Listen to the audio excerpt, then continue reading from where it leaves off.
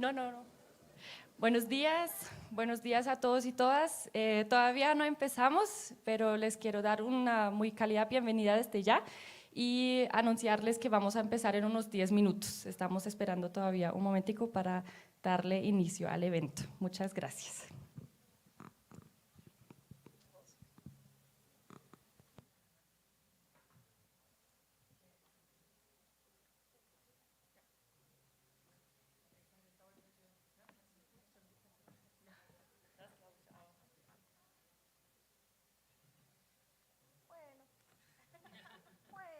Se apagó la música.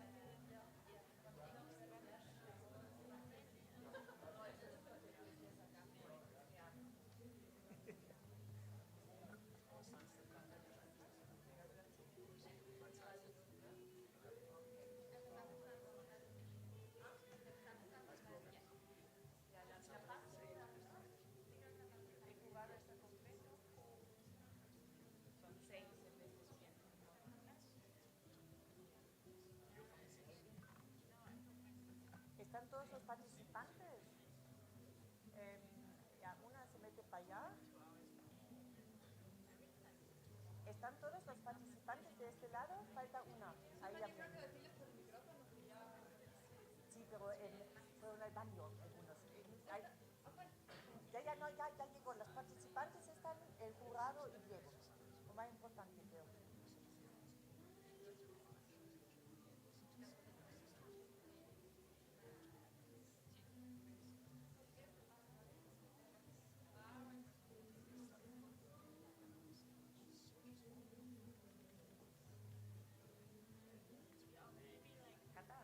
¿Empezamos o empezamos? Eine Minute. Also am Anfang mache ich das mit Kata. Am Anfang mache ich das eine Minute und so wechseln. Weil das ist ja nur die ganze Zeit hin und her.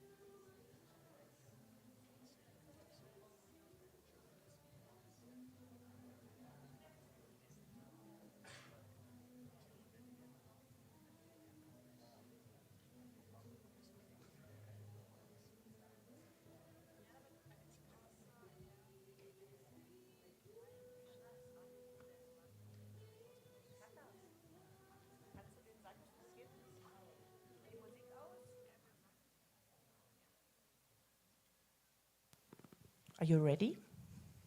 Are you ready? Yes, okay. Great, yeah, okay. Welcome everybody here in Quito and in our live stream to our 2025 regional Falling Walls Lab for Colombia, Ecuador, Peru and Venezuela. My name is Susanne Reichmann. I'm a lecturer for the German Academic Exchange Service here at University San Francisco. And I will be guiding you through today's event. And before we begin, I'd like to thank the University San Francisco de Quito for being our host today, and in Kumbaya, and the German Academic Exchange Service for organizing this beautiful event.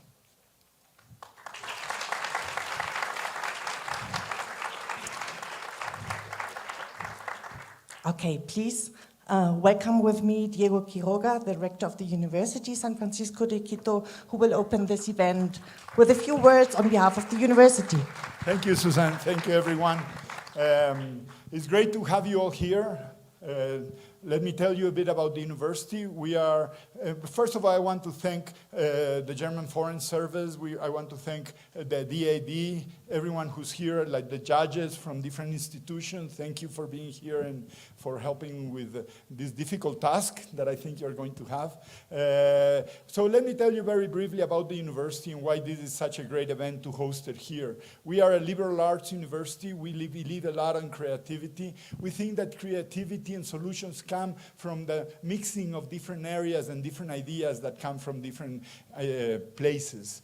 So we do believe that we have to all think outside of our box, kind of a cliche, but it's true. And the way to do that, I think, to solve some of the major problems that we have basically in humanity, I saw some of the things that you are tackling, I think that we really need to have this input from smart people from different areas. And I saw some of the problems that you are trying to solve, and it's very impressive. Good luck.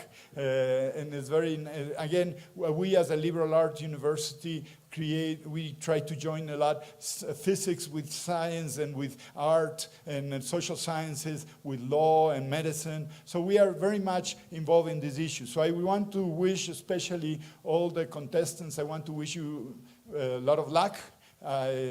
Be sure that you've already to be here. You've done a great job, so congratulations. Also, a big applause to everyone who's already here and made it here. So I wish you a nice morning. It's a beautiful morning, and I think we're going to enjoy a lot of what's going on today. And thank you again to the judges for being here. Thank you. Thanks a lot, Diego. Please also welcome Alexander Schweppe, Head of Culture and Press Department of the German Embassy here in Ecuador. Well, good morning, everyone. I will have to put myself over there because I have some pages to read, just half an hour.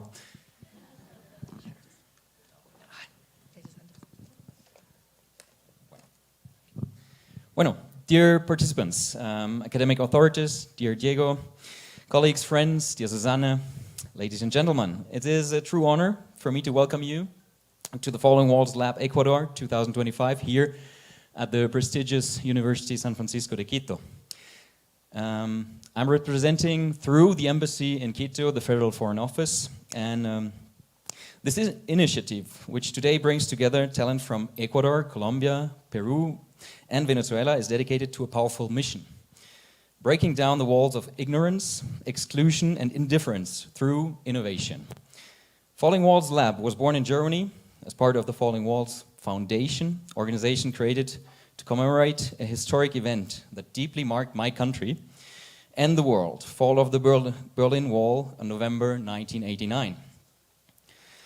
And that moment was much more than a collapse of a physical structure. It represented the triumph of dialogue, freedom, and openness to the world. And it is that very spirit which inspires this competition, now held in over 90 countries, connecting young, brilliant minds from around the globe. Each local edition of the Falling Walls Lab, like the one we're celebrating here today in Cumbaya, is an opportunity for students, researchers, and creative minds to present their most disruptive and inspiring projects. In just 3 minutes, you'll have to break down a complex topic to a simple yet profound question. Which wall are you breaking? That wall may be scientific, social, technological, or cultural. What matters is that the idea has the potential to create a positive and transformative project.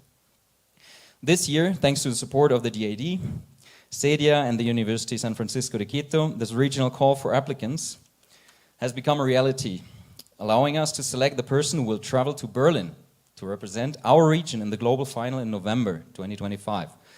But even before we know who today's winner will be, allow me to say this: you are all winners already. You have shown courage, creativity, and commitment, and you have chosen to share your vision of the future with us and with the world. I wish you great success, inspiration, and above all, that this experience marks a turning point also in your personal and professional journey. Thank you very much, and viel Erfolg euch allen. Mucho éxito. Thank you, Alexander. And now please welcome Katarina Danisch from the Regional Office of the DAAD in Bogotá.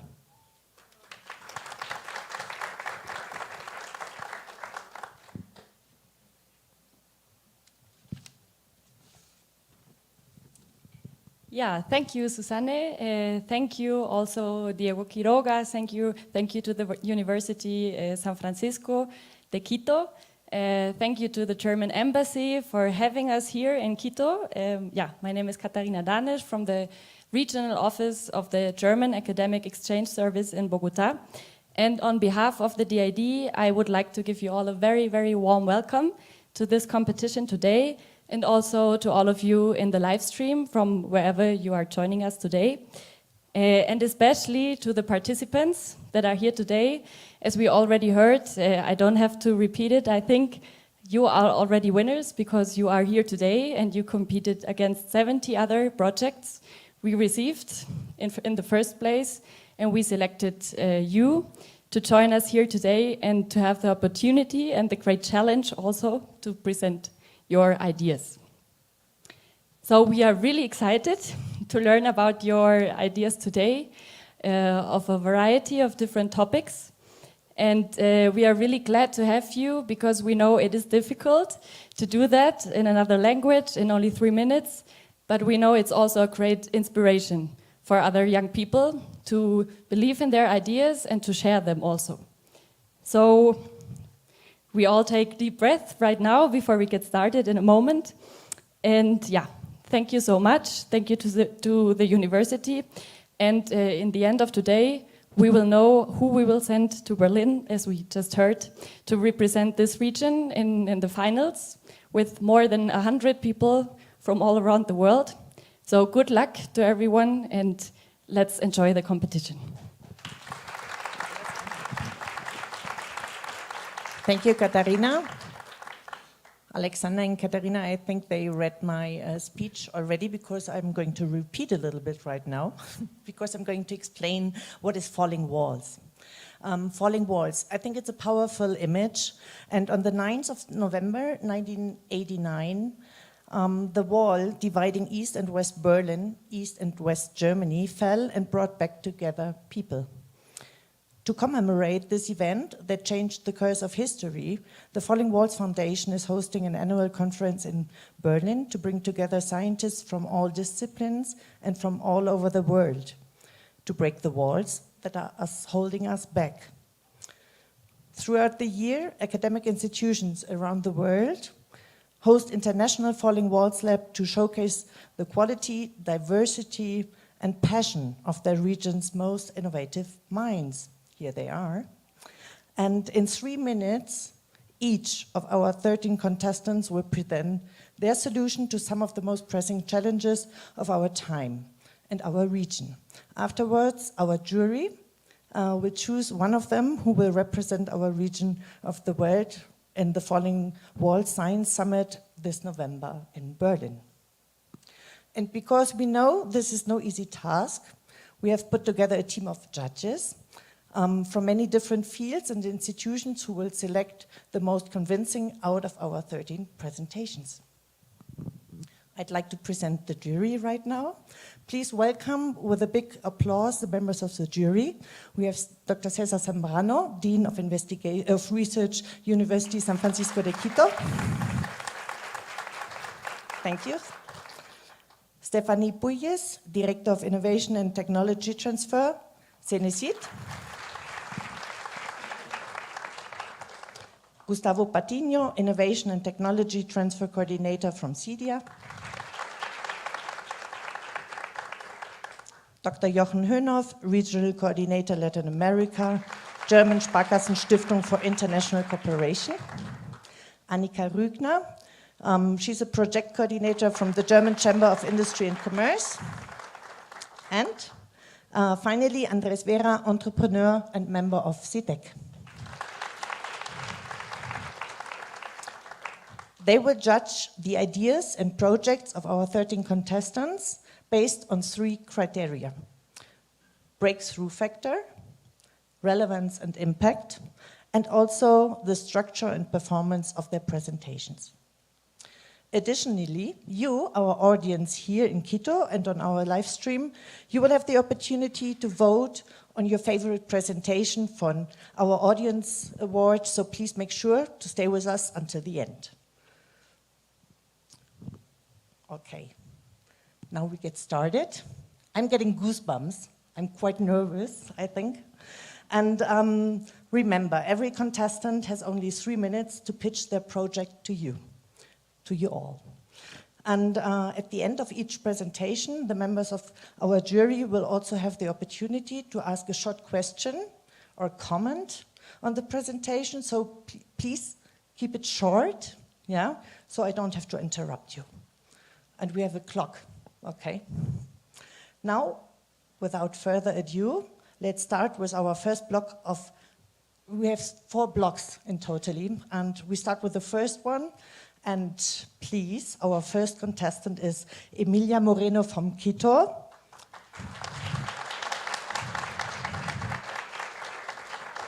And she wants to break the wall of foodborne illness. A big round of applause for Emilia Moreno, who is our first one.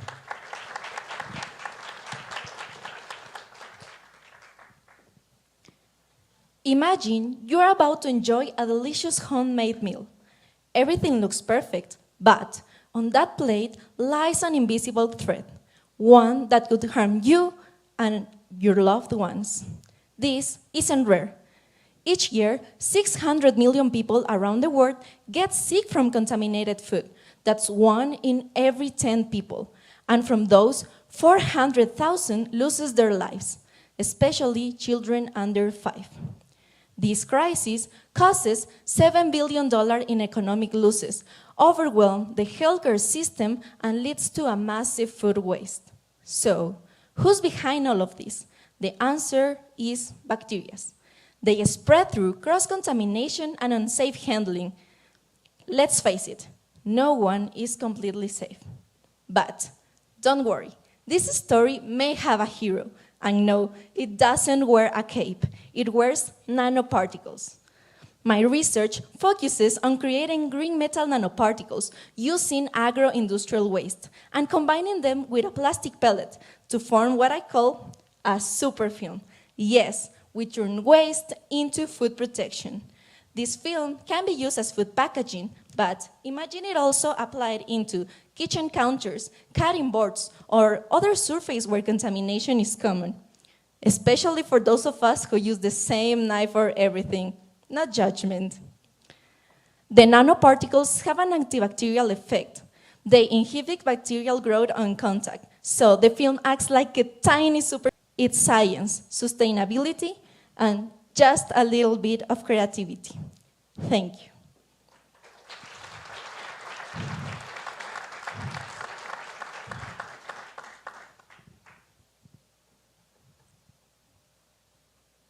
Do you have any questions? Comments for Emilia?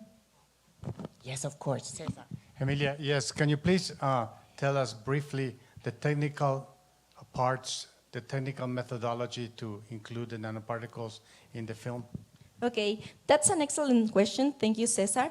Well, the innovation thing of our nanoparticles are that they are synthesis in situ of the plastic film. So we use PVA, that is a polymer called polyvinyl alcohol, that you can dilute them in water. So you put the methyl, you put this agro waste, and you can synthesize the nanoparticles without temperature. We use blue LED light. So we reduce the cost of the nanoparticles, a lot of the traditional ones.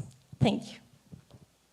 Great, that was really amazing. A very big applause for Emilia, please.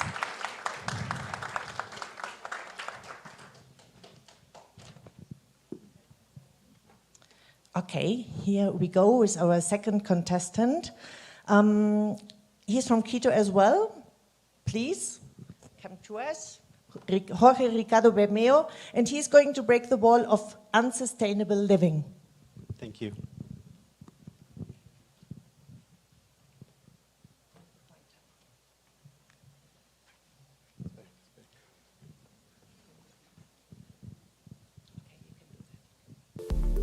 Bienvenidos a la Universidad San Francisco de Quito. Imagine a world where every home, school, and laboratory is part of a living, breathing ecosystem. Restoring the soil, recycling water, and nurturing it from the genome.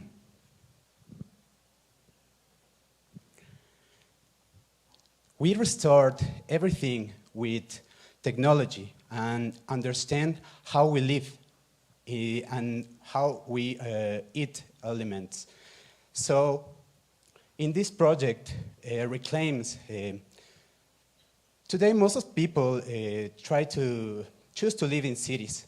And in these cities, these rebellions have some questions of us, like the disconnection from our bodies, from our food, and from our environment. So this is important for us.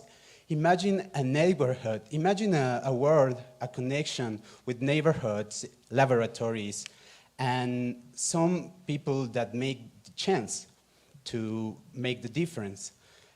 Now we are going to see some interventions at homes. This project reclaims the home as a source of health, as a source of collective healings,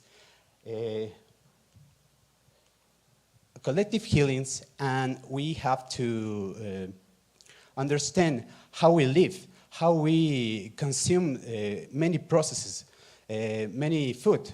So it's important to make a chance. This project have to make a analyze with the DNA, with your diet, and with your air, the air that we inspire. And then we make some changes in the houses. The houses, recycling water, powered by rainwater harvesting and purification, filtration, and biodigesters make gas and bionutrients. So let's to understand how we can make the difference. So we have to connect again with our bodies, with our aliments, with food, and we have to understand everybody in a new world. Let's break the wall of unsustainable living. Thanks.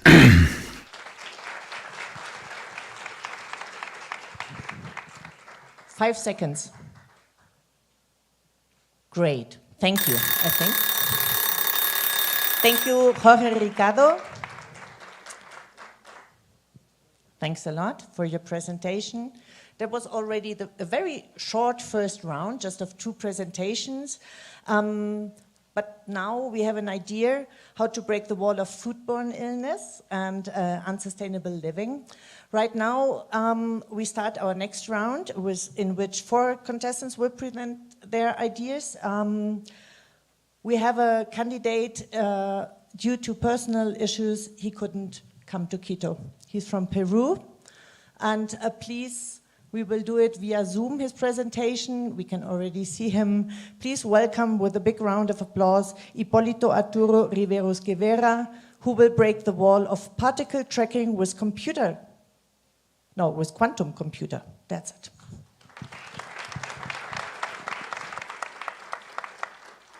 Hello everyone. Can I start?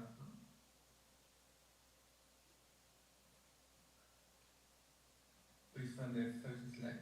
Okay. Next, please. Next slide. Okay. So, hello. Imagine a massive particle collider smashing particles together millions of times per second, producing an unprecedented storm of data.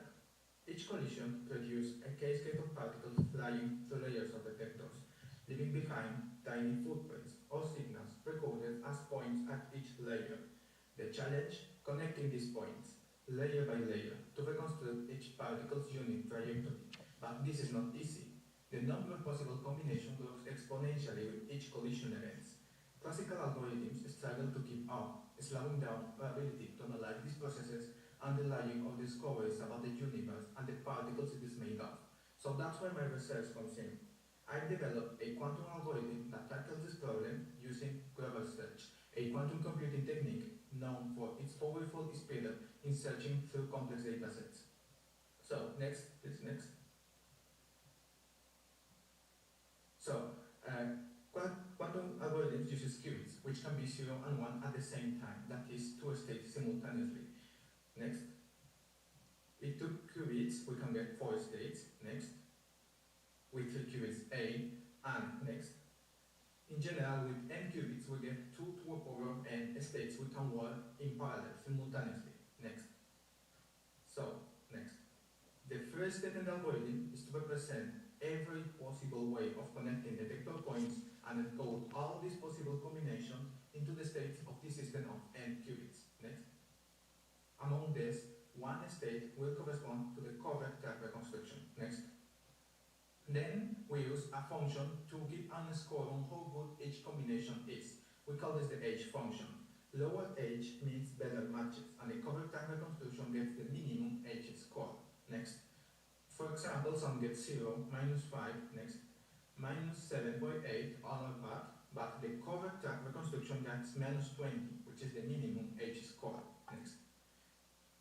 The core of this algorithm is the Gerber operator, which includes a quantum oracle that recognizes this optimal solution. Next. With each iteration, Gerber operator increases the chance of measuring this optimal solution. Next.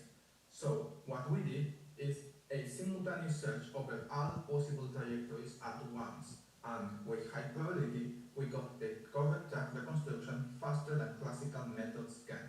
Next. So, next.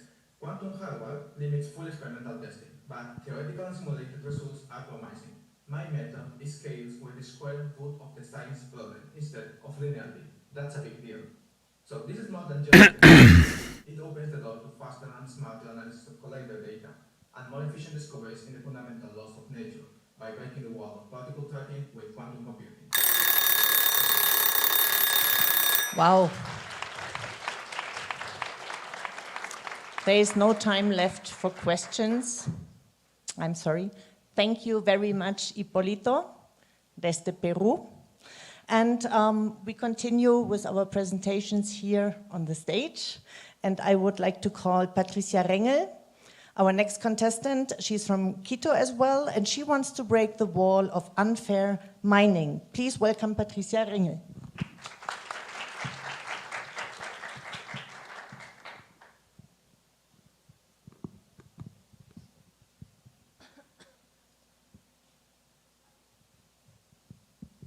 Let's go together to the world's greatest forest, the Amazon. Our life will be deeply connected to nature. Our families, our communities will rely in a healthy environment. But one day, announced or not, our territory will become the target of mining activities. And we know mining is not just a technical or economical issue. Mining is a matter of environmental and social justice too.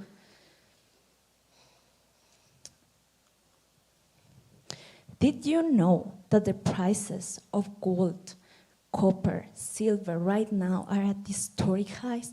That's why just mining some material and destroying forests, rivers, sacred mountains, and entire communities just worth the price of few ounces of the mined material. Communities are at the front line of all devastation, and they have almost no tools to face it. And that's why FAME, the Fine and Independent Mining Expert Project, exists. We are a network that supports mining-affected communities with experts in different fields.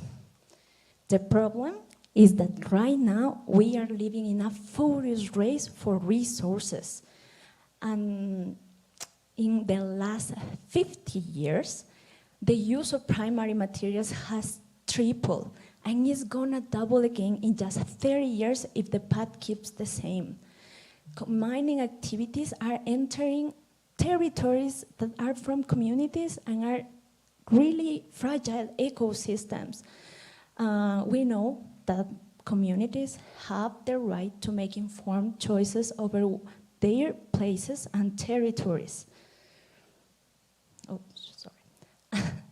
And, well, that's why FAME exists. And we are a tool to connect mining-affected communities with experts from different areas to support the communities make those important decisions. Well, I'm the coordinator of FAME in Latin America. Our network have over 100 experts now. We have received in the last months more than 30 requests for support. That tell us it's really important job to provide this service. We want more communities all in the region to find in FAME an ally. And remember, mining is a matter of justice too, and FAME brings justice.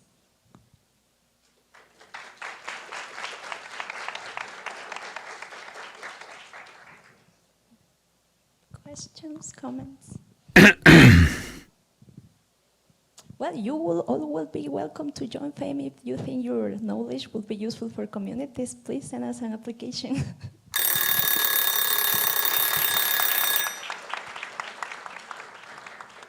Thank you, Patricia. And our next candidate came all the way from Villavicencio in Colombia. Please welcome Cristian Julián Díaz Allores, who wants to break the wall of urban heat waves. Cristian, the floor is yours. Thank you. Thank you so much.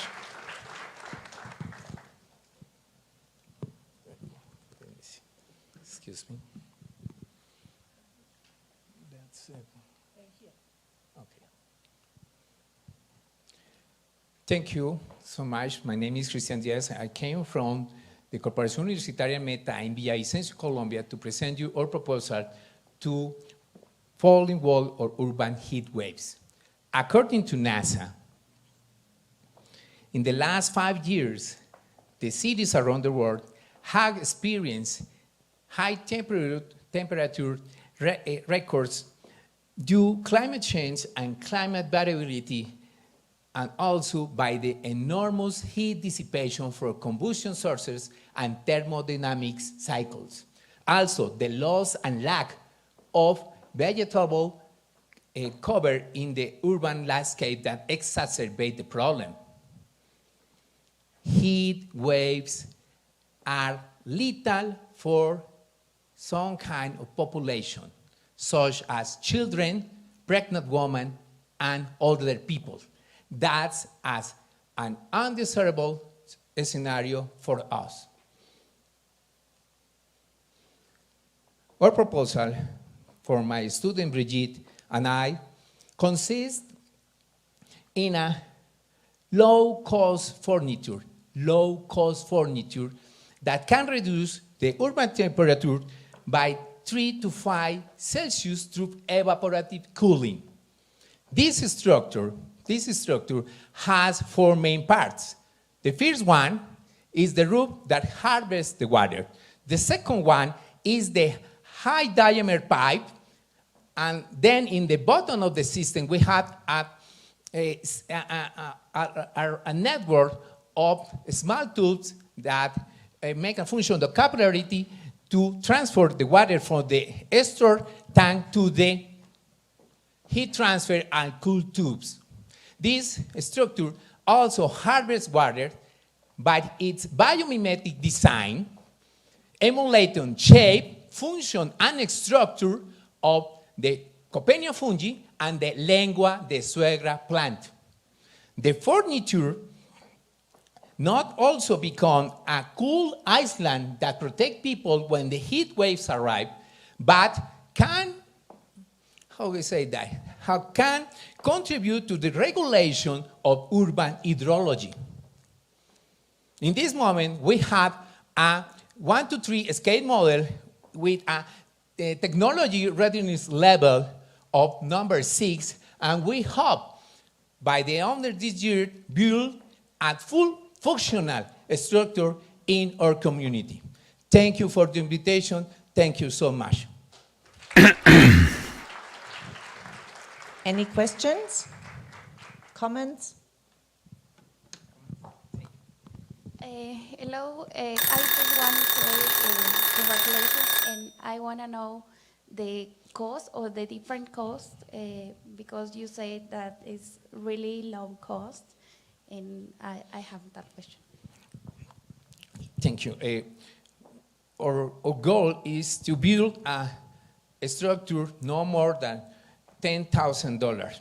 This prototype costs $500 and pay it for our student and the professor. Thank you. Thank you so much, Christian Julian. And already our last contestant in our second round is from Tena, Ecuador. Please join me in giving a very warm welcome to Nemesis Villamarin. She wants to break the wall of organ shortage.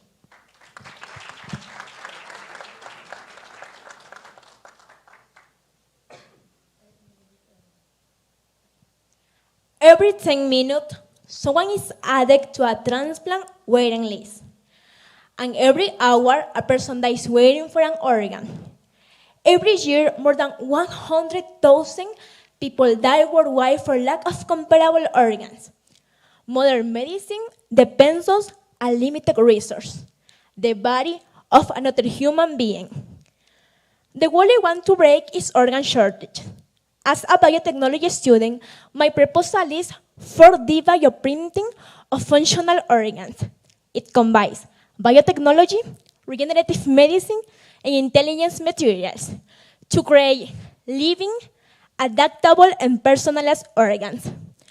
Unlike 3D bioprinting, the fourth dimension is time. Imagine an organ that, once implanted, matured, integrates and adapts to the patient's body as if it was born with it. This is not science fiction. Many livers metabolize drugs in the labs. This technology is ready for dynamic organs that evolve inside the body.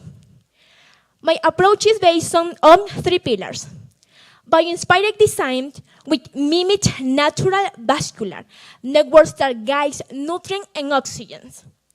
Programmable materials such as smart bioins made from stem cells and growth factors that respond to body signals and transform over time. Dynamic layer by layer, printing with integrated biosensors that control and direct adaptation in real time. This approach makes it possible to create personalized, functional organ without risk of rejection, activated by time and biology. This eliminates 3 obstacles: organ shortage, immunological reactions, and dependence on a donor who has passed away. Imagine a future where hospitals print hearts like X-ray, where a child with organ failure waits not years, but days. It's not just about printing organs, it's about printing time, hope, life. This just problem is not ethical, it's human, urgent. Life should not depend on death. This biotechnology can become a new heartbeat. Thank you all. Thanks a lot, Nemesis. We have a little time for a comment or a question of the jury. Yes, Andres?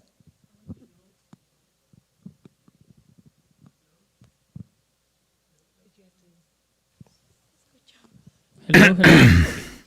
How do you solve the rejection of the new organ, ADN rejection? Bueno, es una excelente pregunta. Básicamente la dependencia inmunológica no sería por las células madres, porque lo que yo voy a incluir va a ser en las biotintas, las células madres del paciente y factores de crecimiento, dependiendo del órgano. Entonces eso va a hacer que ya no haya dependencia inmunológica. Muchas gracias. Excellent. Thank you very much. That was already our second round. And we heard about how to break the wall of particle tracking with quantum computing, unfair mining, urban heat waves, and organ shortage. I think it's a very, very good experience to see young researchers who are here engaged with their topics and they're just burning for the topics. That's amazing. Thank you very much. And with this, we already start our third round. Please welcome with a very big applause Jorge Andrés Manrique Celis. He came all the way from Bogotá, Colombia, to break the wall of legislative opacity. Please welcome with a big round of applause Jorge Andrés Manrique Celis.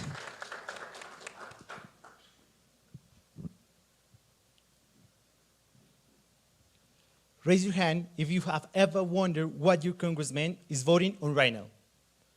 Keep it up if you believe you should have a say before they decide on laws that will govern your life. Now, keep it up, keep it raised if you think you could find it out before tomorrow. What you just experienced is the exact impotence that Colombians feel every day. While we were sitting here, senators voted on dozens of proposals using pupitrazo, which is a lightning fast show of hands where individual votes disappear into a legislative black box. No names, no accountability, no race. Here's what's happening behind Congress walls. Right now, congressmen shuffle physical papers across committee tables, handwritten papers determining your taxes, rights, and future.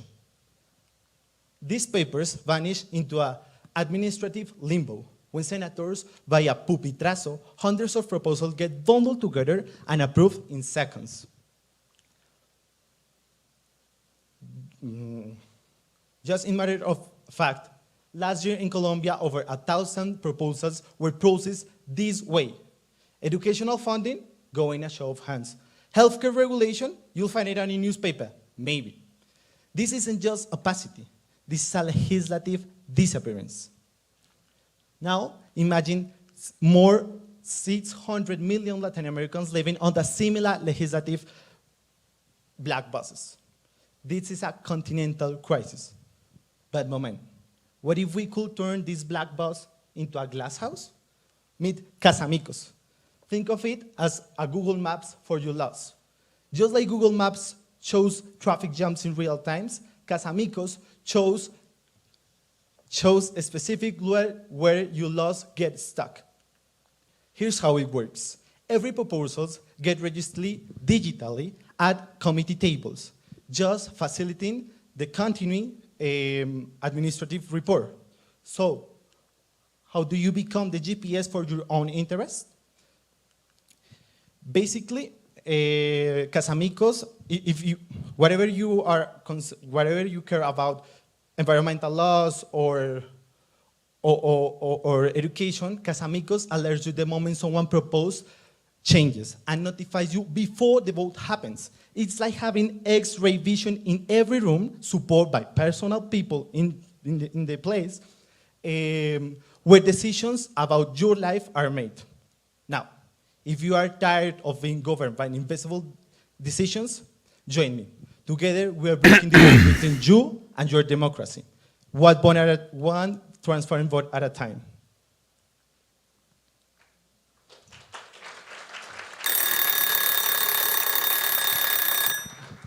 Thank you so much, Jorge Andres. Okay, no time for questions, I'm sorry. Thank you. And our next contestant is from Quito. Anaí Urquizo wants to break the wall of recyclers' inequality. A warm welcome to Anaí Urquizo.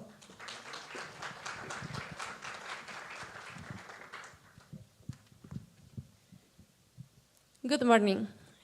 First, I invite you to close your eyes. Just for a few seconds, please. Close your eyes. Now, imagine being at your work, doing your daily activities, when suddenly you get pricked by a used needle or get in contact with hazardous materials. A dangerous job, right? But quitting is not an option because this job is the only support for your family. Please open your eyes. This is the reality for millions of waste recyclers worldwide.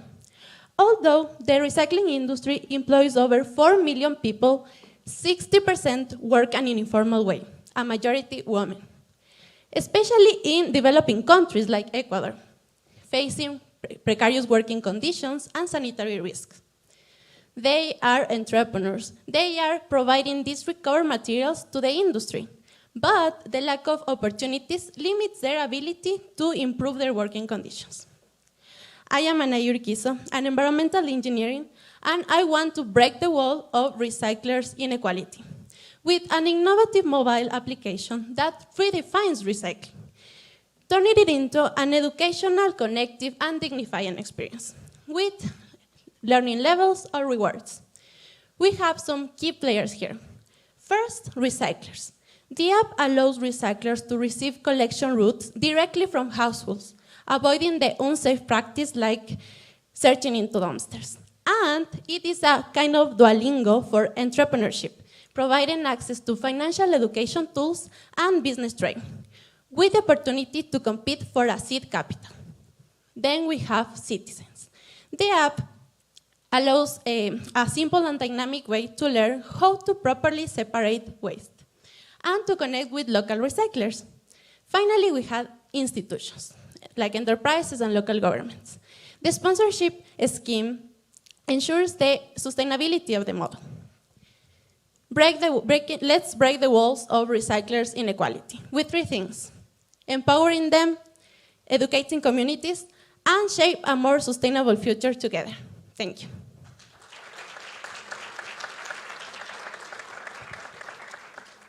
We have time for some questions or a comment maybe from the jury. Hi, who have to download the app?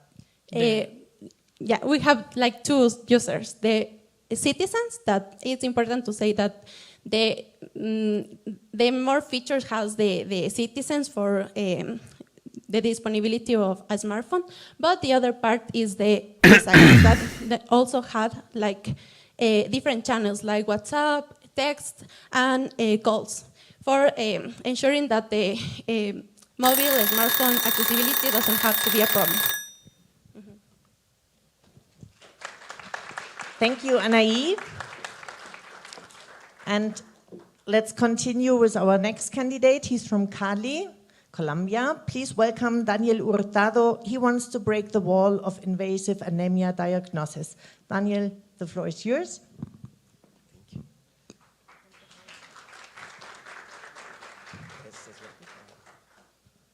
Good morning. My name is Daniel, and I've lived with sickle cell anemia since I was a child, which is a genetic condition where the red cells, normally round and flexible, become stiff and shaped like a sickle.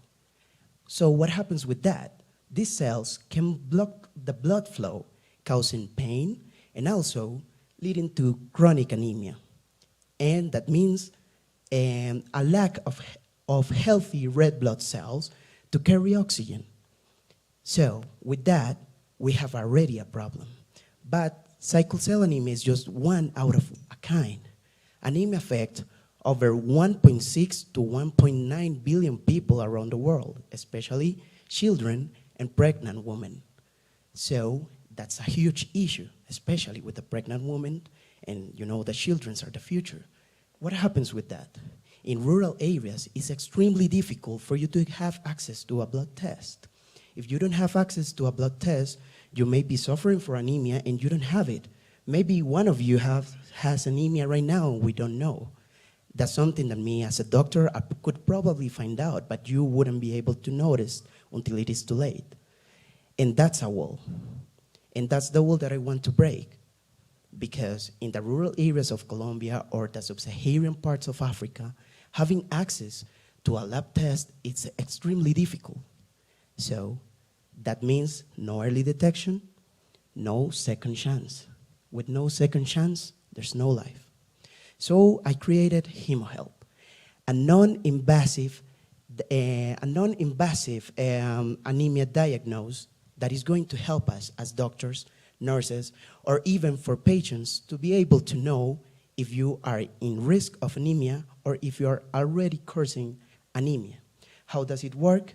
We use a preventive algorithm trained with artificial intelligence and also using lights that comes from the blood. So you just need one finger and it works like a pulse oximeter. You just put your finger and you already are going to be able to have the levels of hemoglobin in your blood. And the best part of this is that it is extremely cheap. In massive production, I can assure you that we can make it to $15 per each device. Thank you so much.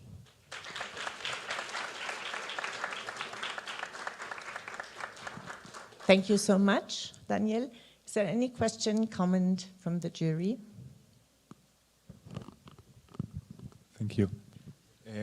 For the impact, who's gonna pay for this? The health companies, the hospitals, or the users? Well, the main idea is to start with hospitals, but then that the users can buy it as a pulse oximeter or like an Apple Watch. How much? $30 right now, but like massively, $15. Thank you so much, Daniel.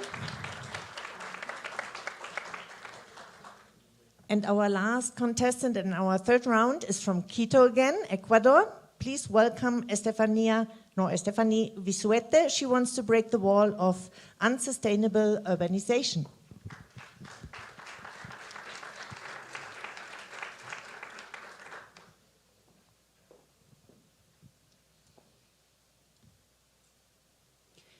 Good news, everyone. We are breaking records. 2024 was the warmest year ever. Again, at 1.54 degrees, we passed the Paris limit, from which the consequences of climate crisis will be irreversible. And no, this is not a future threat. Climate crisis is already killing us, with disasters hitting harder and more often. At 2 degrees, alarms turns off. The game is over. Even for people like Trump, who thinks that climate crisis is a Chinese hoax. Cities hold 56% of the world's population, and by 2050, it will be 65%. They produce 70% of CO2 emissions, including construction and operation of buildings. and they just keep growing. More people, more buildings, more chaos. At this rate, cities will not look like the future. They will feel more like The Last of Us, but with less survivors. So let me ask, whatever buildings adapt to the climate, help mitigate it, and as bonus, save our cities? This is the proposal. A resilient dwelling in the center of the world, because ignoring it is no longer an option. And in the equatorial zone, building resilient and affordable is not just possible, it's easy to do. But how?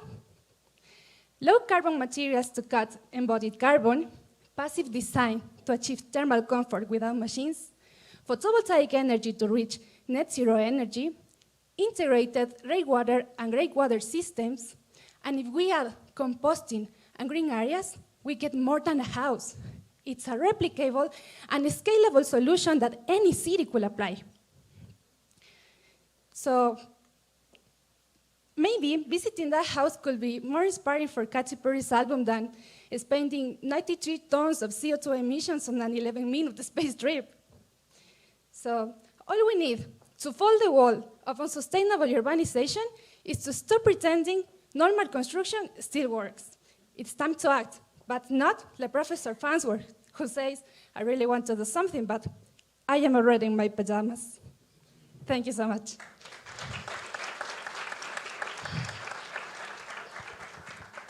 Thank you so much, Stephanie. And we have time for a comment or a question from the jury.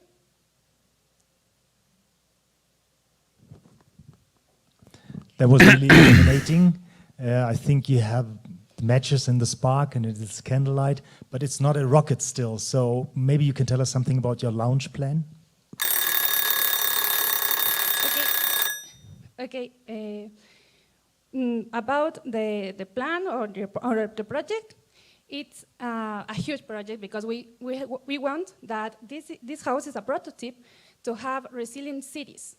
So we integrate a lot of systems, a lot of disciplines, kind of knowledge to include in this build that will help to adapt our cities. That is an urgent plan. Yeah. Thank you. Thank you so much. And that was already our third round. Again, those were really interesting presentations about legislative opacity, recyclers' inequality, invasive anemia diagnosis, and unsustainable urbanization. Thank you very much. And we proceed already to our last round. I get an okay here from our organizers. So let's start it. Please welcome with a very big applause Julian Ordóñez. He is from Quito and he wants to break the wall of phage therapy. Please, the floor is yours.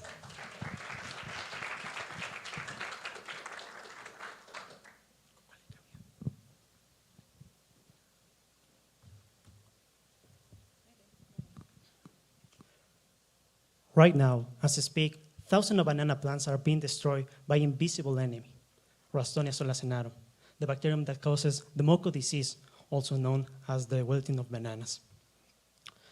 And why should we care? Let me tell you. It is present in more than 100 countries. It affects more than 400 million people all around the world, and only in Ecuador leads to $64,000 million losses. The tragedy, we are still fighting this pathogen with outdated tools, chemical pesticides that destroy the land, and burning practices that destroy the nature.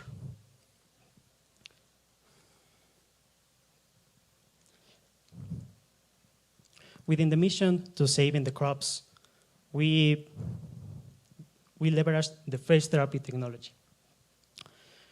We basically test phages. Phages are small viruses, really small viruses that have evolved over millions of years to attack specific bacteria. Within years, we also use the Nobel Prize-winning technology to test the interaction between proteins and the virus. We also use AI to select the most important phages, the most effective phages.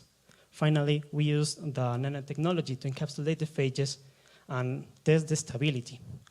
We can encapsulate the phages in a biodegradable polymer that will develop the payload exactly where needed. This is not just about saving crops.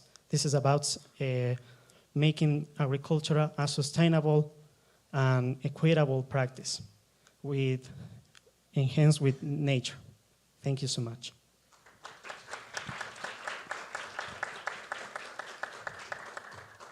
Feel free.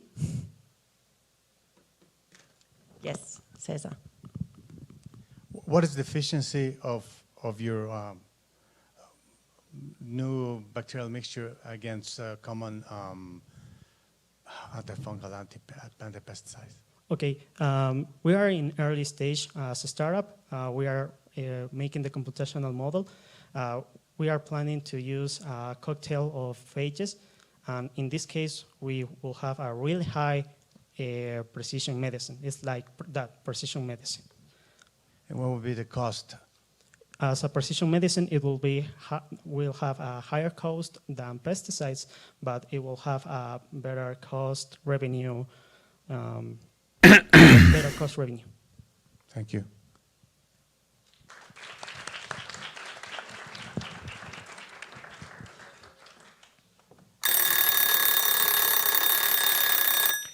Thank you so much, Julian. Our next contestant is from Peru. She came all the way from Lima. Valeria wants to break the wall of fake news among school children. Please give a warm applause and welcome to Valeria.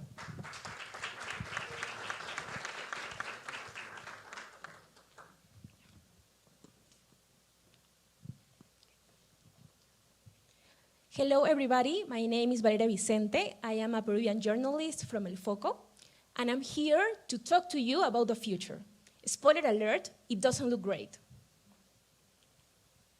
The 2026 Peruvian elections will be like nothing we've ever seen before, with 500,000 candidates campaigning for the presidency, Congress, city mayors, and others. Yes, you heard it right, 500,000 candidates. As in the previous election, this information will be used again as a weapon, and we expect that school children and young teenagers will be exposed to a huge amount of electoral fake news, causing confusion, mistrust, and also impacting their mental health. Well, this is a problem, now the solution. On the right, Waiki. Waiki is a verificuy. He is a guinea pig, but in Peru we call them cuys. But Waiki is not like any other cuy because he fights against disinformation. And he had a lot of work because of Bulo, the fake news capybara. Bulo always had fun sharing dubious content, unverified claims, and also fake news. So we want to teach school children how to protect themselves against the disinformation. And we've created these two characters, which have been drawn by a Peruvian artist called Melissa Siles. And we want to create a series of animated cartoons using AI to share it on social media and also in partnership with local education authorities, NGOs, and other institutions. We can also create workshops, merchandising, and printed materials with stories about Bulo and Waiki, and content related with electoral fake news. We've consulted this with an education expert, so all the content support the national school curriculum and also is in line with the areas of personal development, citizenship, and civics. Well, now we need your help to make Waiki and Bulo a reality and to teach school children, Peruvian school children, how to protect themselves against the 2026 landslide of disinformation. Thank you.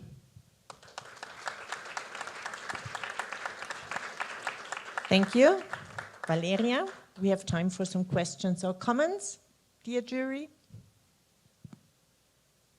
That's so fast. Yeah, Cesar, please. I apologize, perhaps I missed it, but how do you check fake news against real news? Like, how do you know, how do the characters know they're fake or not? Yes, well, actually there are three groups involved in the production of the stories. First, the University of Lima, they help us with the structure and knowledge. Second, a non-profit, they will provide a team of animators, filmmakers who can actually develop the animation. And third, there is us.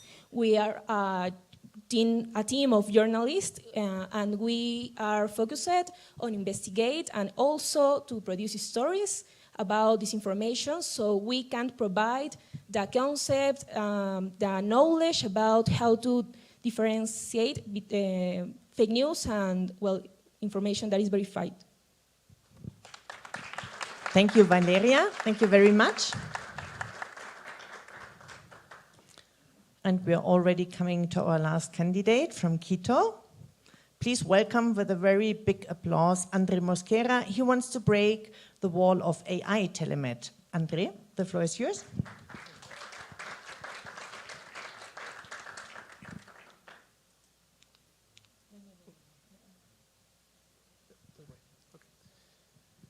Hi everyone, my name is Andre Mosquera, CTO of Corimaria. I'm here to introduce the future of telemedicine and physical rehabilitation. Now imagine one of those three scenarios. Maybe a car accident, an accident in our houses or in the street, or maybe a chronic pain in our joints for the repetitive work at the office. Now imagine maybe one day we can't use our hands, grips, or elbows properly. This is difficult who the 5.1 million people on Ecuador lives and who need rehabilitation. And the 41% of these injuries are in the manufacturing industry and sectors such as athletes, office workers, and the elderly. Commonly, these people have injuries like tunnel carpian syndrome and arthritis. Sadly, these people drop out of their therapies because they lack access or high quality therapy, a limited time, and a high transportation cost. That's why we created Corimaria, a software who is personalized and uses artificial intelligence and digital image processing to help and optimize the time to the physiotherapist and the patient, because to the physiotherapist, we give a feedback in a simple and precise way. And to the patient, we gave a commodity, because all these exercises can do in their homes. The best of all is Corimaria works offline. It only needs a connection to internet to send all the data of the exercise to the smartphone of the physiotherapist. Corimaria is a unique project and unprecedented in the South America region. With Corimaria in Ecuador, South America, and the world can access to a personalized and high quality therapy. Thank you.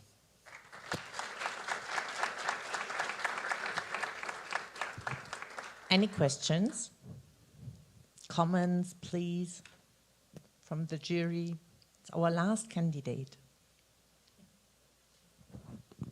Andre, thank you very much for your presentation. I would like to ask about the costs. We've been looking at the other presentations. We had like a reference of the costs that would have this application. Maybe you can tell us a little bit about that? Yes, the cost now of therapy of rehabilitation is maybe $35 per session. Corimaria, it's low cost, maybe the middle of this cost to give access maybe all persons and rural sections. That's very important.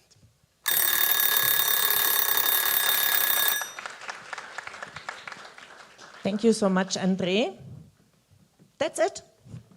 Yeah, we already heard our 13 contestants, each with a unique solution to a pressing problem.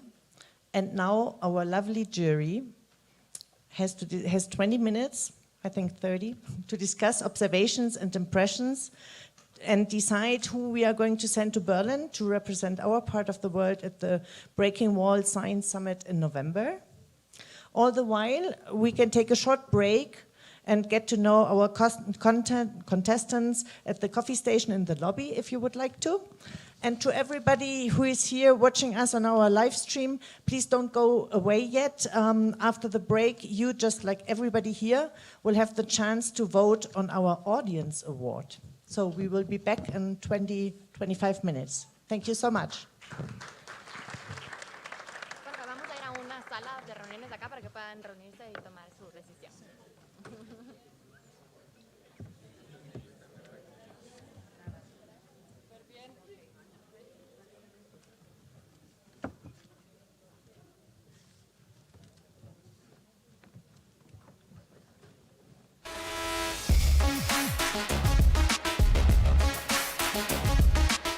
It is a primary event for scientific exchange, especially for topics that are very timely. Opinion leaders from all over the world talking about how science can actually break the limit. To get different opinions from people which I do not meet every day, political decision makers, science decision makers. And it's really, really critical that you have perspectives from low and middle income countries, perspectives from women, and that science and health serves everyone.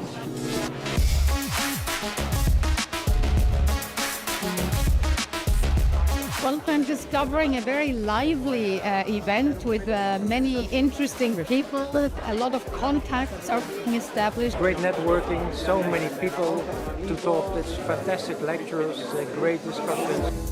It's great international exposure, great meeting new colleagues, and it's really one of the foremost science events, I think, globally. You need to jump in right away and catch up with all the other cool guys here.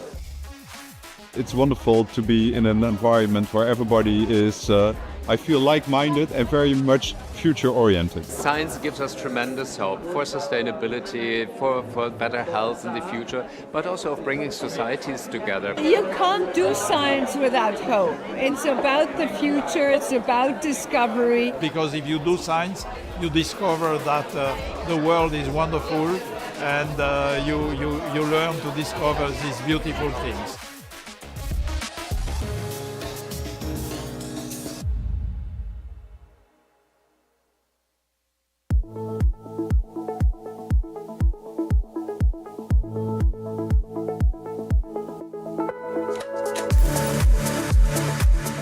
These solutions are super out of the box. Every session, I get a different and a new idea. Innovation happens here, and to see that starting and supporting it, I think that's relevant for society. You see everybody's faces. They're in the room because they love science the same amount as you. They want to change the world. They want to make a difference. It was amazing. And to see young and inspired people who are ready to face the challenges that we are posing to ourselves and that the world is posing to us is really, really giving me an optimistic feeling for today. The world needs more science engagement because the problems that face us, we don't have the solutions to, but science alone can't do it. Science has to take citizens with it. That passion and commitment that people have, that care about the environment, and I think that came through with all 21 of the presentations today. First of all, I was really excited about talking about my solution. Then I felt nervous, but then supportive community made me feel relaxed. I feel great, very great. You see me fully engaged and fully excited. It was a very vibrant atmosphere we have experienced. There's a lot of people who is like, hey, I want to know more because I want to do this also in my country or in my community. I'm excited to now connect with them and share ideas and bring their great ideas to the States and hopefully transfer some of our ideas into places that I would have never thought of yesterday. I'm very impressed with the level of knowledge, I think, from the entrepreneurs. They've been working on this for years, and so I think that's very unique. Seeing so many talented, passionate people all coming together to try to make a difference and do good is incredibly encouraging. You know, being an entrepreneur, you spend 99% of your time in your own bubble with your problem, and it's really wonderful when you can come together with other people who are going through the same thing. Being part of today is a very big recognition sign that I'm doing the right thing.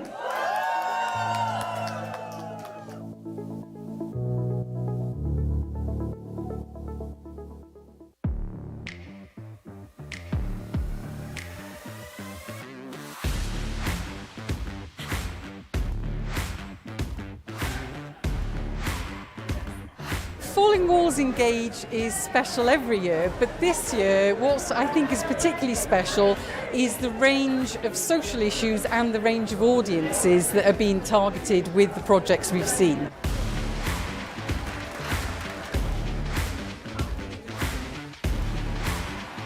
Falling Walls Engage is a unique window in which we showcase 20 plus international projects that deal with science engagement. You just sit and listen and like, why haven't I thought of that before? It's just such an amazing angle. The net we are making here, we feel really like a brotherhood. And it's very important that those who are working in grassroots are amplified in an international platform. It's been so lovely to meet lots of people from around the world, from a fishing village in Peru to somewhere in Malawi to somewhere in the States to New Zealand. To win, it means that my project, this organization that I've built over the past decade, now has a global platform. The most important aspect for the Falling Walls unique, I think, is inclusiveness. No matter color, no matter the country we come from, minority people, disabled people, all should be involved.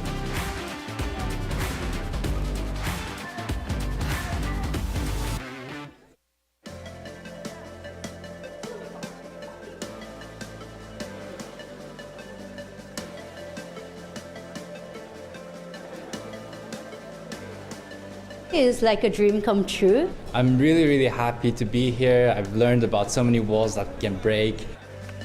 You are dynamic, you have done earth-shattering stuff, and you're about to persuade us how to tear down the walls.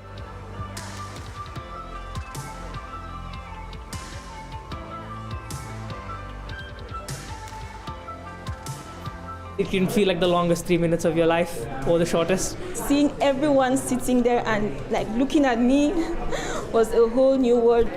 To see them here on an international stage in front of so many prestigious judges and peers, it was incredible. I hope that they maximize the opportunity and really smash the walls. The room is like a powerhouse of thoughts. People are really aiming for the moon with a lot of these exciting ideas. So my goal of the project is to help people with Alzheimer's and to delay their pathology. Please, raise your hand if you like magic. Imagine a world without fossil fuels.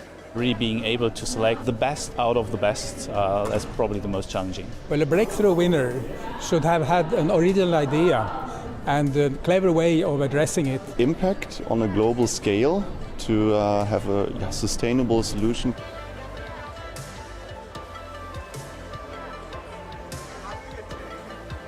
For me, this peer group is inspiring me to make this world a better place. The hope that clever young people with much talent can share with us gives us great optimism ultimately for the future.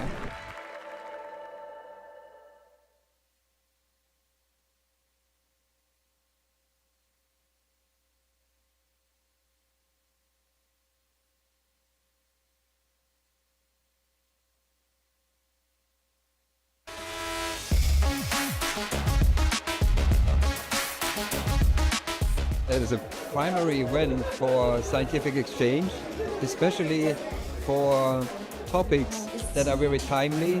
Opinion leaders from all over the world are talking about how science can actually break the limit. To get different opinions from people which I do not meet every day, political decision makers, science decision makers. And it's really, really critical that you have perspectives from low and middle income countries, perspectives from women, and that science and health serves everyone.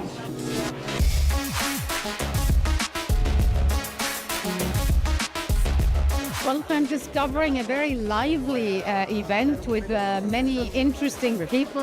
A lot of contacts are being established. Great networking, so many people to talk. It's fantastic lectures, great discussions. It's great international exposure, great meeting new colleagues, And it's really one of the foremost science events, I think, globally. You need to jump in right away and catch up with all the other cool guys here. It's wonderful to be in an environment where everybody is, I feel, like-minded and very much future-oriented. Science gives us tremendous hope for sustainability, for better health in the future, but also of bringing societies together. You can't do science without hope. It's about the future, it's about discovery. Because if you do science, you discover that the world is wonderful, and you learn to discover these beautiful things.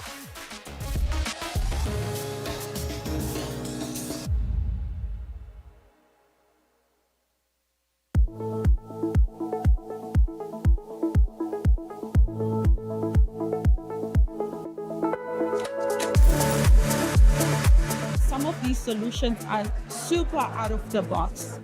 Every session I get a different and new idea. Innovation happens here, and to see that starting and supporting it, I think that's relevant for society. You see everybody's faces. They're in the room because they love science the same amount as you. They want to change the world. They want to make a difference. It was amazing. And to see young and inspired people who are ready to face the challenges that we are posing to ourselves and that the world is posing to us is really, really giving me an optimistic feeling for today. The world needs more science engagement because the problems that face us, we don't have the solutions to, but science alone can't do it. Science has to take citizens with it.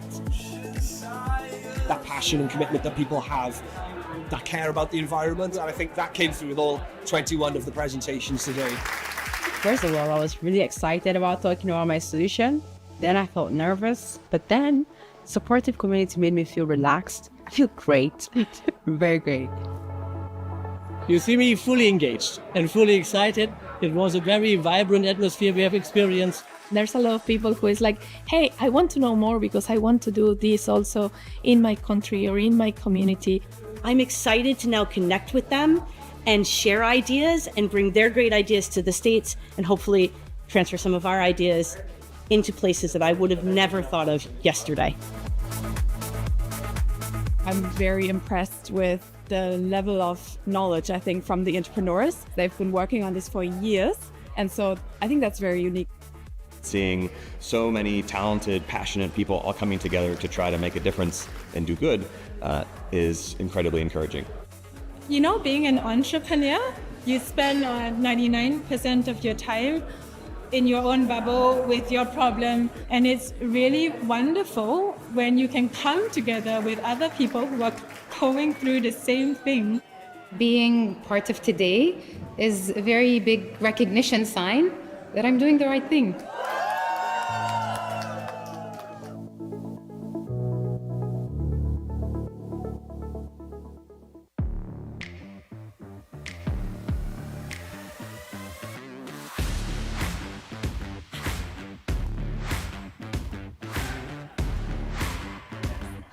Falling Walls Engage is special every year, but this year what I think is particularly special is the range of social issues and the range of audiences that are being targeted with the projects we've seen.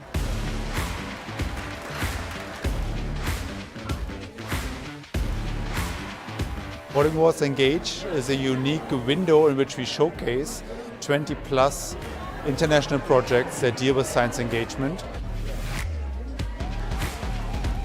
You just sit and listen and like, why haven't I thought of that before? It's just such an amazing angle. The net we are making here, we feel really like a brotherhood. And it's very important that those who are working in grassroots are amplified in an international platform. It's been so lovely to meet lots of people from around the world, from a fishing village in Peru to somewhere in Malawi to somewhere in the States to New Zealand. To win, it means that my project, this organization that I've built over the past decade, now has a global platform. The most important aspect for the Falling Walls unique, I think, is inclusiveness. No matter color, no matter the country we come from, minority people, disabled people, all should be involved.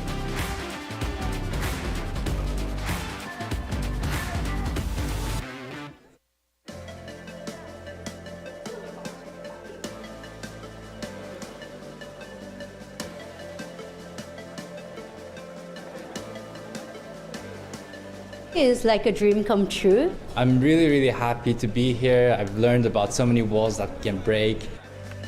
You are dynamic, you have done earth-shattering stuff, and you're about to persuade us how to tear down the walls.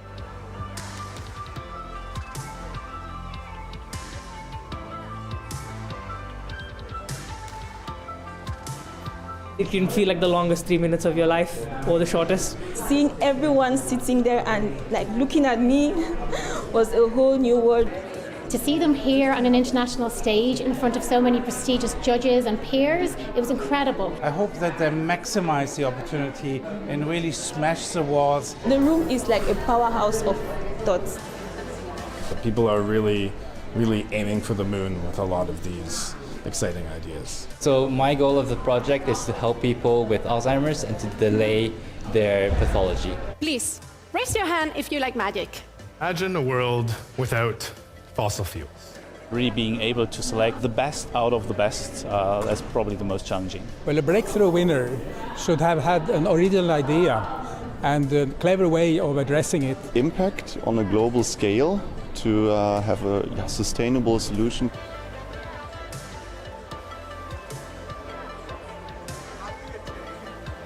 For me, this peer group is inspiring me to make this world a better place. The hope that clever young people with much talent can share with us gives us great optimism ultimately for the future.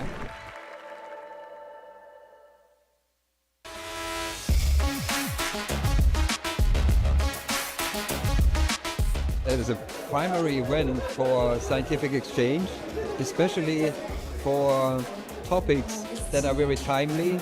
Opinion leaders from all over the world are talking about how science can actually break the limit. To get different opinions from people which I do not meet every day, political decision makers, science decision makers. And it's really critical that you have perspectives from low and middle income countries, perspectives from women, and that science and health serves everyone.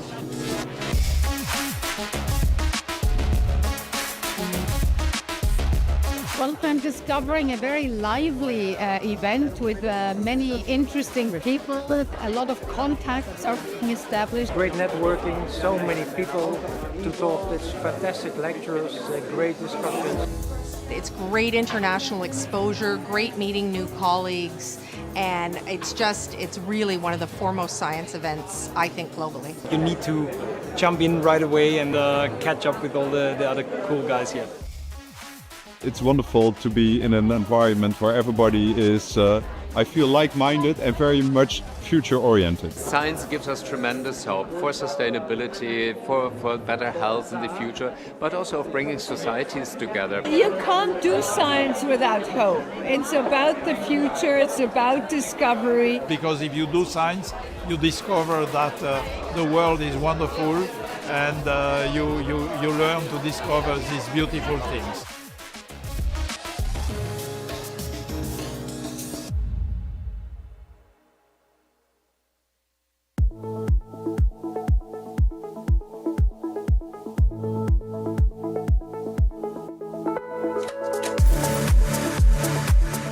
These solutions are super out of the box.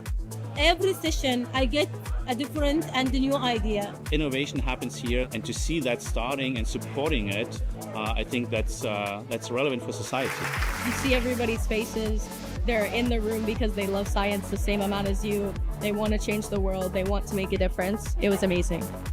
And to see young and inspired people who are ready to face the challenges that we are posing to ourselves and that the world is posing to us is really giving me an optimistic feeling for today. The world needs more science engagement because the problems that face us, we don't have the solutions to, but science alone can't do it. Science has to take citizens with it. That passion and commitment that people have that care about the environment, and I think that came through with all 21 of the presentations today. First of all, I was really excited about talking about my solution. Then I felt nervous, but then supportive community made me feel relaxed. I feel great, very great. You see me fully engaged and fully excited. It was a very vibrant atmosphere we have experienced. There's a lot of people who is like, hey, I want to know more because I want to do this also in my country or in my community. I'm excited to now connect with them and share ideas and bring their great ideas to the States and hopefully transfer some of our ideas into places that I would have never thought of yesterday. I'm very impressed with the level of knowledge, I think, from the entrepreneurs. They've been working on this for years, and so I think that's very unique. Seeing so many talented, passionate people all coming together to try to make a difference and do good is incredibly encouraging. You know, being an entrepreneur, you spend 99% of your time in your own bubble with your problem, and it's really wonderful when you can come together with other people who are going through the same thing. Being part of today is a very big recognition sign that I'm doing the right thing.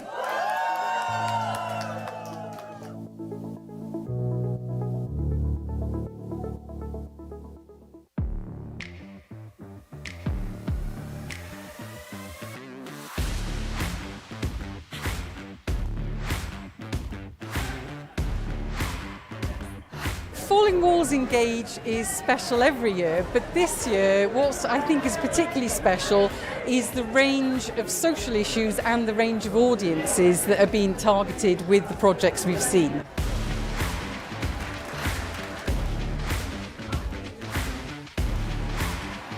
Falling Walls Engage is a unique window in which we showcase 20 plus international projects that deal with science engagement. You just sit and listen and like, why haven't I thought of that before? It's just such an amazing angle. The net we are making here, we feel really like a brotherhood. And it's very important that those who are working in grassroots are amplified in an international platform. It's been so lovely to meet lots of people from around the world, from a fishing village in Peru to somewhere in Malawi to somewhere in the States to New Zealand. To win, it means that my project, this organization that I've built over the past decade, now has a global platform. The most important aspect for the Falling Walls unique, I think, is inclusiveness. No matter color, no matter the country we come from, minority people, disabled people, all should be involved.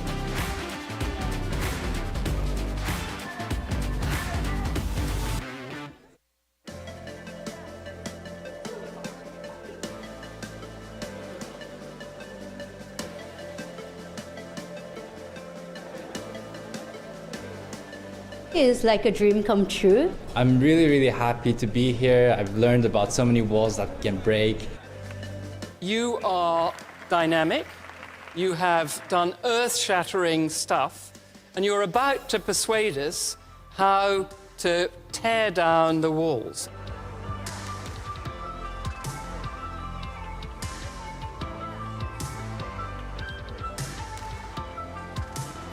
It can feel like the longest 3 minutes of your life or the shortest. Seeing everyone sitting there and like looking at me was a whole new world.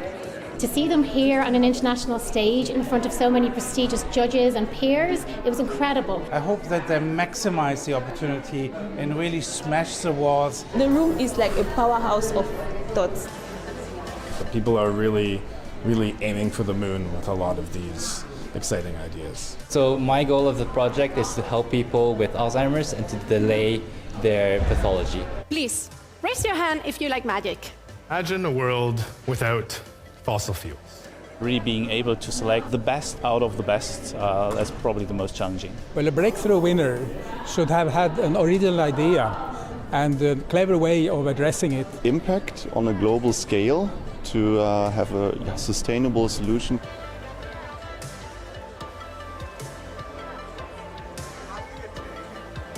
For me, this peer group is inspiring me to make this world a better place. The hope that clever young people with much talent can share with us gives us great optimism ultimately for the future.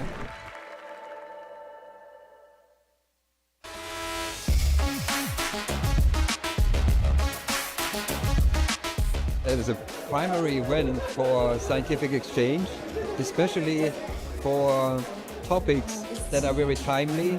Opinion leaders from all over the world talking about how science can actually break the limit. To get different opinions from people which I do not meet every day, political decision makers, science decision makers. And it's really, really critical that you have perspectives from low and middle income countries, perspectives from women, and that science and health serves everyone.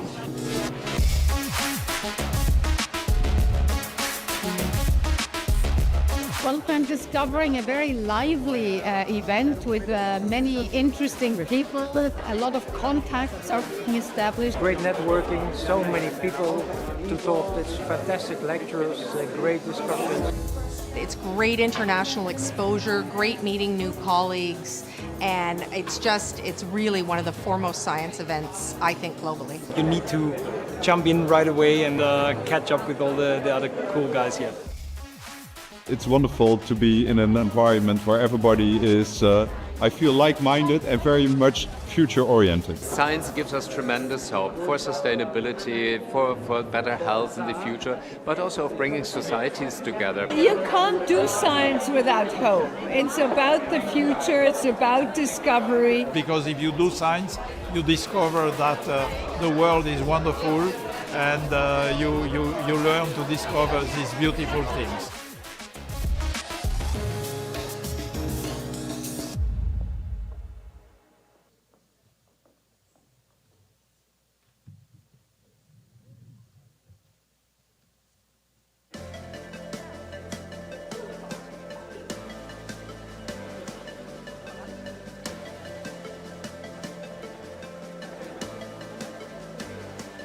Is like a dream come true. I'm really, really happy to be here. I've learned about so many walls that can break. You are dynamic, you have done earth-shattering stuff, and you're about to persuade us how to tear down the walls.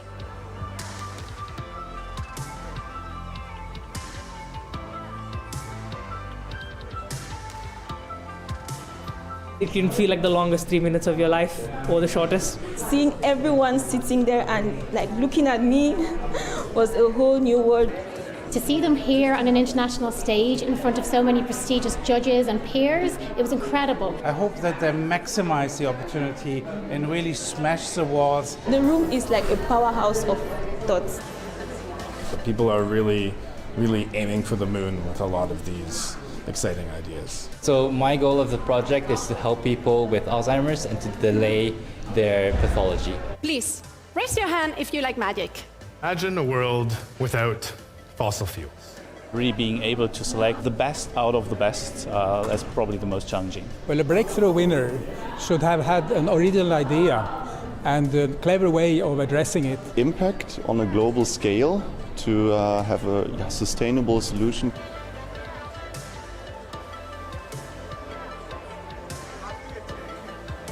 For me, this peer group is inspiring me to make this world a better place. The hope that clever young people with much talent can share with us gives us great optimism ultimately for the future.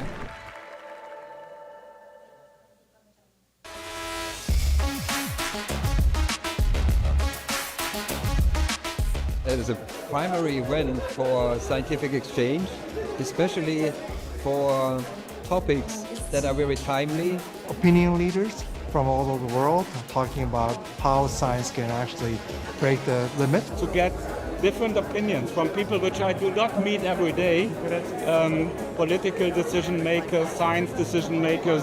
And it's really, really critical that you have perspectives from low and middle income countries, perspectives from women, and that science and health serves everyone.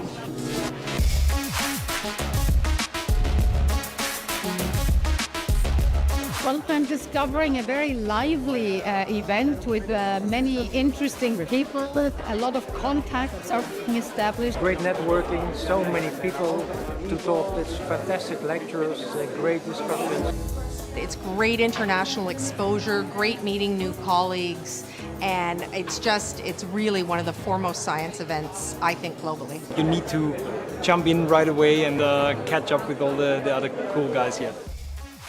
It's wonderful to be in an environment where everybody is, I feel, like-minded and very much future-oriented. Science gives us tremendous hope for sustainability, for better health in the future, but also of bringing societies together. You can't do science without hope. It's about the future, it's about discovery. Because if you do science, you discover that the world is wonderful, and you learn to discover these beautiful things.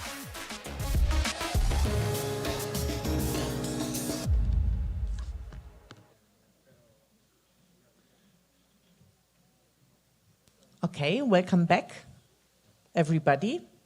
We're still missing some persons from our jury as well, so maybe we will call them past. Maybe you can just ask them to step in, please. Right now, yeah. Thanks, Alex. Okay.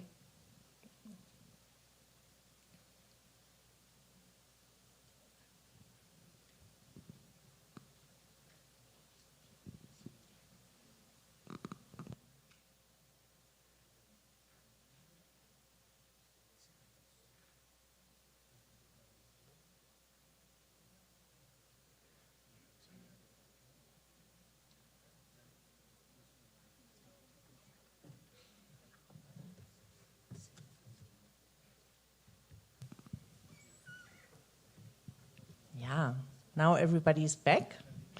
Thank you.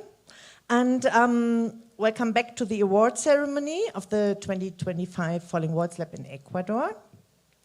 Before we announce our winner, who is going to Berlin in November, we promised that our audience will also have the chance to vote for your personal favorite. So please get ready, everybody. Take your cell phone maybe, yeah, your mobile phone. And this year's Audience Award was kindly sponsored by CEDIA. And I'd like to ask Gustavo Patiño to join me here on stage and to tell us a bit about what CEDIA is doing and to tell us what the winner of the Audience Award will take home today. Hello, everyone. Good morning, good afternoon. I'm Gustavo Patiño and from CEDIA. Let me share with you what CEDIA is in a few minutes. Because we have no time, but if you want to know more about us, please ask me what you want after this. CEDIA is a university company, sorry. We are the Universities of Ecuador. We are a private and not-profit organization. CEDIA is created in 2002. Since then, we develop more. We develop benefits for the university's member.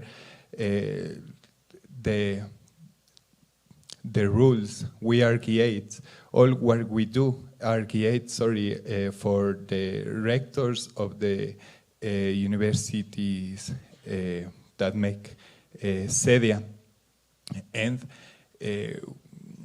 among which a critical benefit is mitigating the gap between the sector academic and the public sector and the private enterprise and society in general.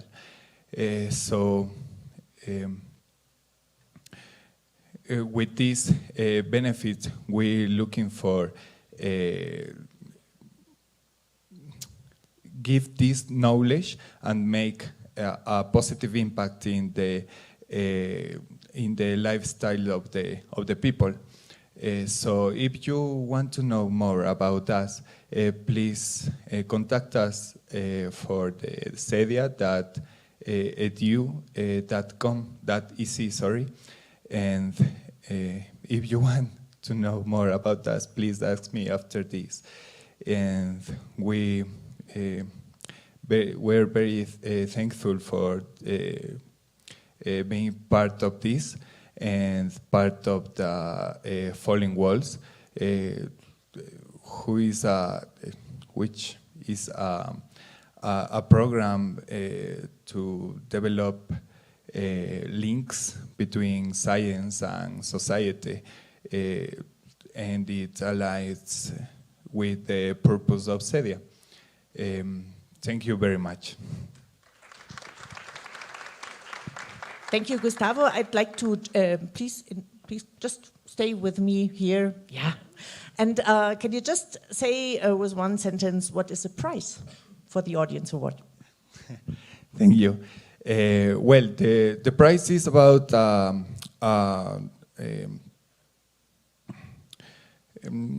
help with your project, because CEDIA can mitigate in the gap not only the sector academic, but the projects that improve the lifestyle of the people. So we have many tools, and to develop your project. So I'm gonna talk with the winner. I don't know who is, but I'm gonna talk to more details. Great, thank you, Gustavo. Please stay with us. Yeah. So we have a mentoring, that's amazing prize, and it's a very good opportunity for the winner of the audience. And now for our voting, I would like to invite our contestants back on stage, please. Yeah, get up, stand up for your vote, please. Que suban al podio. Sorry, please come on the stage. Okay. And now, hopefully, you will see a QR code here. We maybe have to split a little bit. Okay, great. Oh, there, quite a lot. And don't forget Ippolito. He presented online, okay? And you will see a QR code soon. Yeah.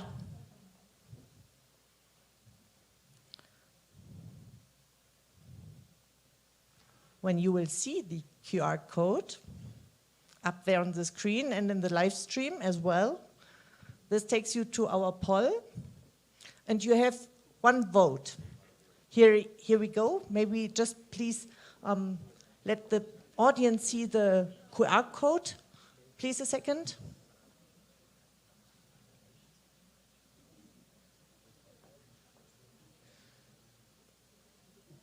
Okay. I hope everybody saw already the QR code. And now you will have no, please. Several persons couldn't see the QR code. I'm sorry. Here's the QR code, please. Just come closer. Here's the QR code. Please, can you just deliberate space? Thank you. Just come here, and when everybody is finished with the QR code, we're going to start our clock. Somebody or some people are already voting. We have a big fan community here in the University of San Francisco. I don't know why. Okay. And please, can you repeat your name and the title of your project? My name is Andre Mosquera. I'm breaking the wall of the AI telemedicine and physical rehabilitation. Thank you, and please the clock with 3 minutes, counting backwards, we need it as well. Hello, my name is Julian Escobar, and I talk about the breaking the wall of fish therapy. Hello, my name is Nemesis Villamarin. The wall I want to break is organ shortage.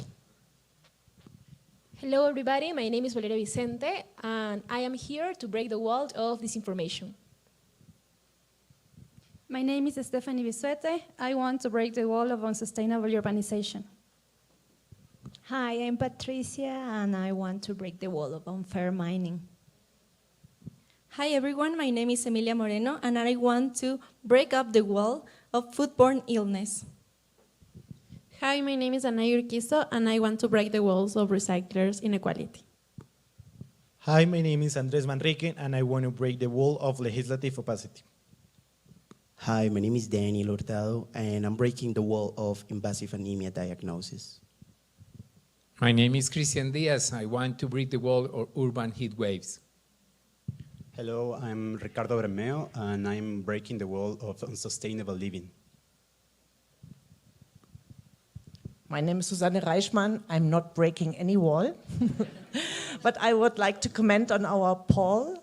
I think we have like 47 for Emilia right now, and down there is Andre Mosquera. They have big fan communities, or they activated families, friends, everybody, I think.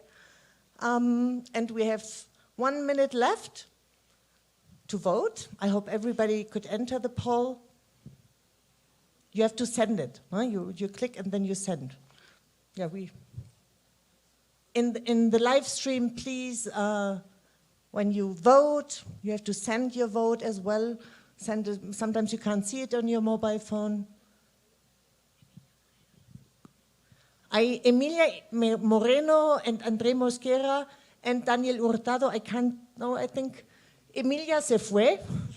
She's gone. I mean, she ran away with the votes. And I think Andre Mosquera is pretty good, doing pretty good as well. But I can't even see the end of Emilia. Okay, we have 15 seconds left.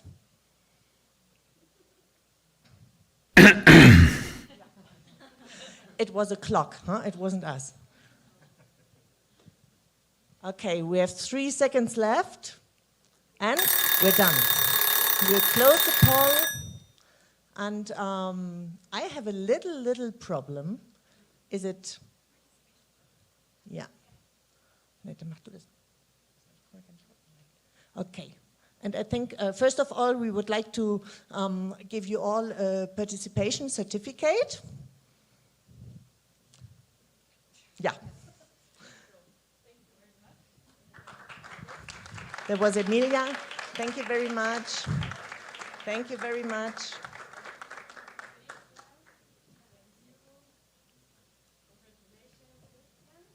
Yeah.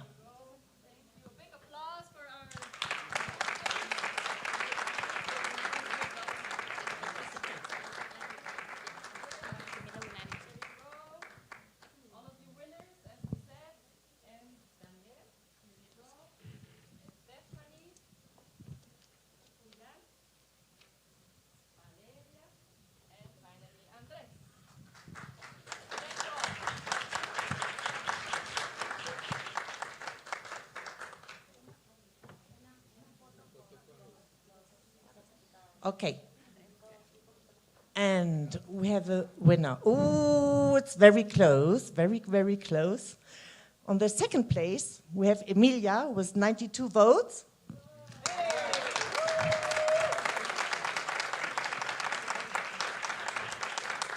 And the winner is...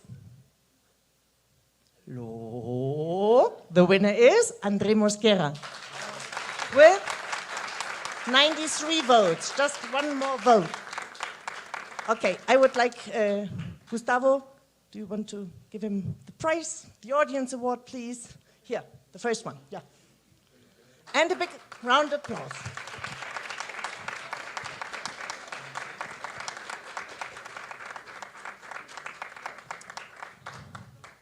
Yes, would like to have some pictures, some photos. Very, very good. Thank you. And finally, the moment we're all waiting for. The jury has made their choice. It was not easy, but it was a good choice, maybe. We hope so.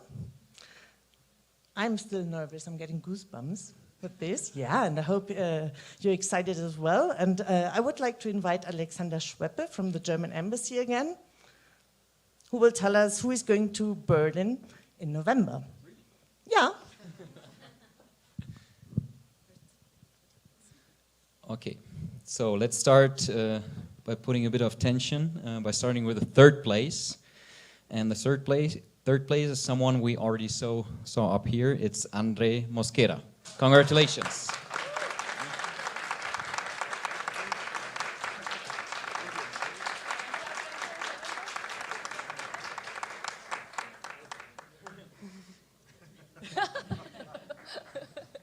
Wow.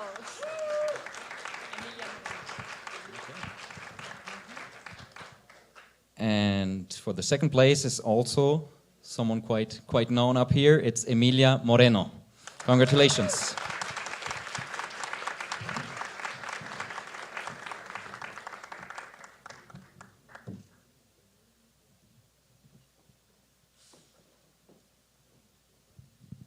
And now, the winner.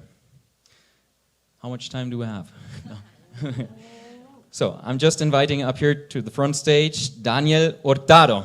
Congratulations.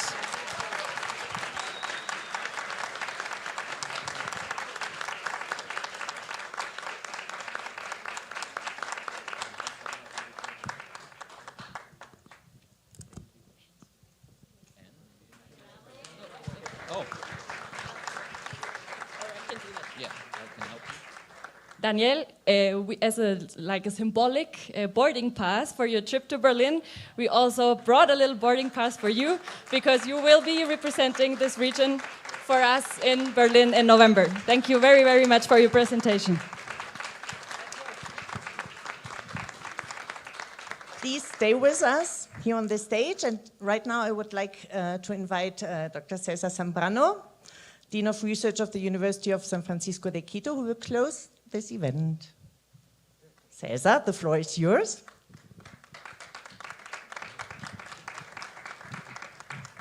Gracias, Susanne. Thank you everyone for being here, and congratulations to all of you participants. All of you are winners because we've already gone through some sieves that have brought you all the way over here. For those of you who are the top 3 winners, this is just a stepping stone. Now there's the hard work that comes ahead.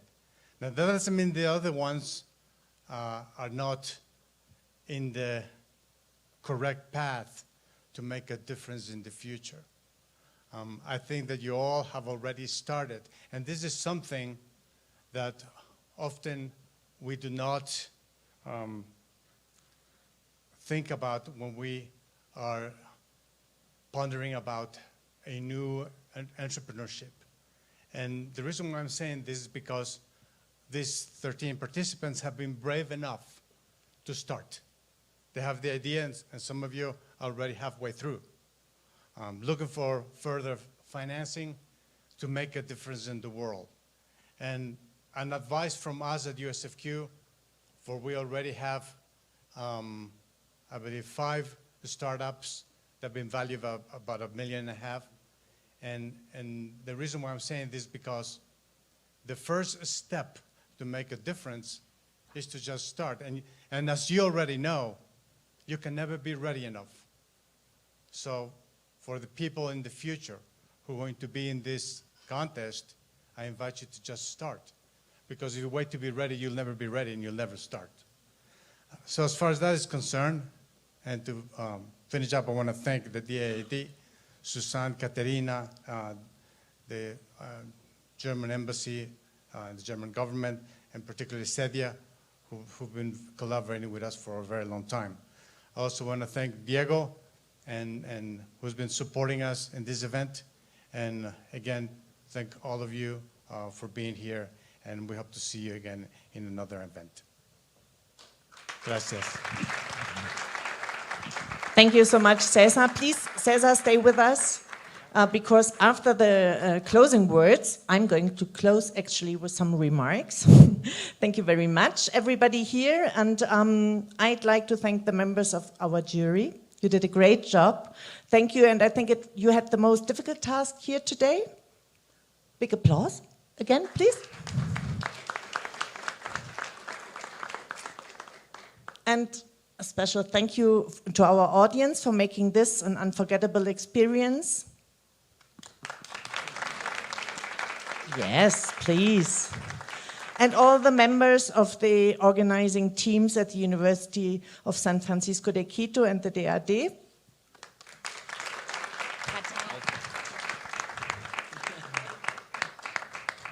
Okay, they don't want to get out. And finally, but most importantly, I think, our 13 contestants for their presentations and their work, their dedication, and to make the world a better place. Thank you.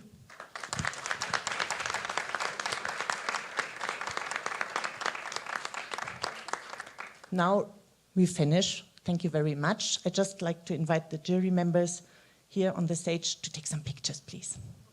Thank you very much to everybody.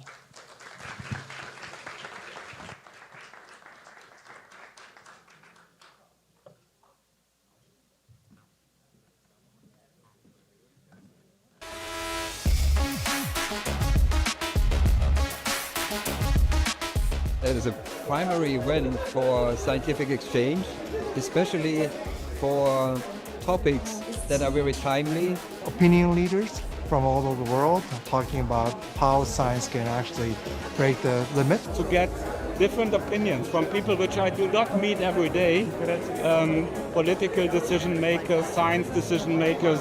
And it's really, really critical that you have perspectives from you leave, low and we middle also income. have a cocktail outside, so if you want to drink something or you get a snack, you are very kindly invited to have that snack. Thank you.